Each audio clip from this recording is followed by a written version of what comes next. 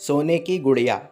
रानी एक होशियार लड़की है, इसीलिए मदरसे में टीचर, घर में माँ बाप और पास पड़ोस के सभी लोग उसे बहुत चाहते हैं।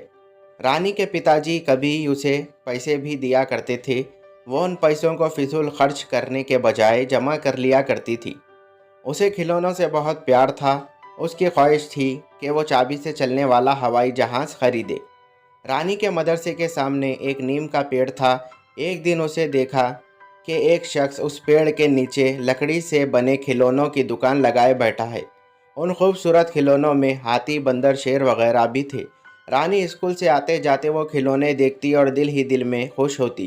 खिलौने बनाने वाले का नाम रहीम था। रोज़ रोज़ रानी को इस तरह खिलौनों को उलट पुलट करते देखकर रहीम ने रानी से पूछा, कहो बेटी, तुम्हें कौन से खिलौना चाहिए? Thank you. Watch Philly Story on my channel.